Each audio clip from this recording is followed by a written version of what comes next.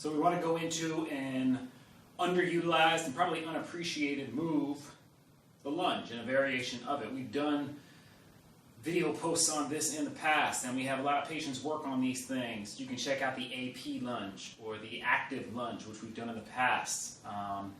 This is another variation of a lunge that if we do it mindfully and we know what we're doing, why we're doing it, rather than just mindlessly going through the motions and assuming a position, a pose, or just movement as a dynamic stretch, if we do it mindfully, know what we're doing, why we're doing it, and doing it under control, building on each component of it, establishing that foundation and building going forward, they become functional movements. They become movements that translate into not only our day-to-day movement, athletic performance, anything like that, but just movement throughout the day, and things that are powerful to attenuate those horrible, deleterious effects put on us by sitting. So, this one has levels to it, and we're going to go through it one by one. What you want to do, just like we talked about, is establish the foundation. You want to make sure you're doing the first one right before you progress to the next one. There's at least 3 or 4 parts to this one, so let's make sure we're doing it right. This one's going to be called the lunge, the half moon lunge, taken in part somewhat from something I came across years ago called the Foundation series, and this was one of them. I've used it for a long time and had patients use it well. Hopefully it could fit into your regimen as well. So let's go. I'm going to go from the side first just to show you the basic setup on this one, and then we'll move forward. So step 1, you just want to get into that classic lunge. We're going to go from the side just to show what I'm talking about. Now this is going to vary depending on the tension, the fascial tensions, how tight you are in your body. So you got to find that spot that's right for you. If we keep this left leg back, we go forward with this one. We're going to bend that front leg forward, moving forward a little bit, but this is a key component. We don't want to lunge just like the other ones. We don't want to lunge where we're bringing that knee past the ankle joint below. You start to do that, you start to put unnecessary tension, torsion on those ligaments, the meniscus down there in the knee. You don't want to do that. So whenever you're setting up for any of these, we're never going past the shin being perpendicular with the ground. We never want to do that.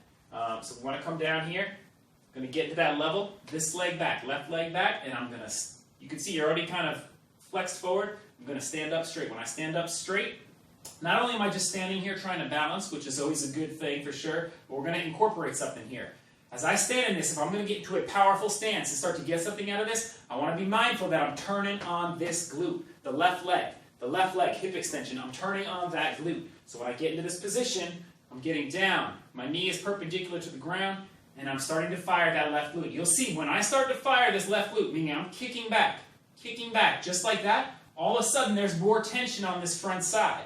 It's harnessing something we spoke about in the past, especially with the shoulder work that we did, called reciprocal inhibition. So not only are we in this position putting these psoas, these hip flexors, this quad right here, everything on the front side, not only are we putting that in a stretched position, but we're also activating the antagonistic muscle, the opposite, the hip extensor, the glute medius, the glute maximus. When we do that, stretching the front side mechanically, but also when we fire that backside muscle, it relaxes the opposite muscle. So we're hitting it twofold on that one. We come down into this position, we sit here, we start to fire that back, we're standing up straight, and that's going to be part 1. You want to make sure you can at least get into this position. Just the lunge right here, and it's not a passive lunge. We're not standing here, just, okay, I'm standing in the motion here. We're in this position, turning on the glute. We turn on the glute, all of a sudden, everything is powerful. I have a more sturdy base. I'm going to stand up straight. You're also going to think something else. We're adding everything else on top of each other. The short foot activation, our stability, our strength starts from the ground up. Go back to the short foot activation and remember that. So 2 components for what we're contacting with the ground to establish that balance here. I'm coming from the side.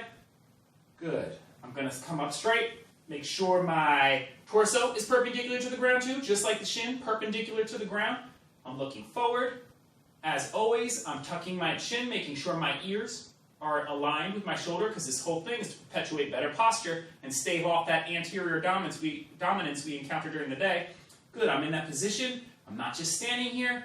Firing the glute. When I fire this glute, all of a sudden, more tension on that psoas, that hip flexor that becomes hyper-contracted. from sitting like this all day. Hyper-contracted, that psoas, from sitting like this all day. Now my hip flexor, the psoas muscle, which attaches down here to the pelvis, but also to the lower segments of my lumbar spine. If I'm sitting like this all day, that puppy's getting shorter, shorter, shorter, and tighter and tighter. So when I go to stand up, now it's pulling on my spine when I stand up, creating asymmetry, imbalance, but also just unnecessary strain and tightness in my low back.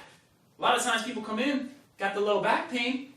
There could be an issue locally there, but so many times it's a product of that psoas being over tight, over contracted, and pulling down on that lumbar spine, unleveling the pelvis right there. That's why people find so much benefit in doing some front side anterior psoas work and with a stand-up desk, because they're attenuating that cast they're putting their body in. That's detrimental. So one more time. We're going down here. My foot is on the ground. I'm activating that short foot activation so I have more balance. My knee is not coming past my shin. I'm standing in that position. My arms are going to be at my side. And part one, we're just getting into the start of the lunge. We haven't achieved the half moon portion yet, but part one. Make sure you can master this first. I'm standing here and I'm feeling it there. Good. Now I want to hold that for about 10 seconds. And I'm going to switch. Same principle. Other side, same checklist. Short foot activation, meaning I'm driving my big toe and my toes into the ground, flexing that arch. Good, I have balance on that lead leg. Back leg. I'm firing the glute.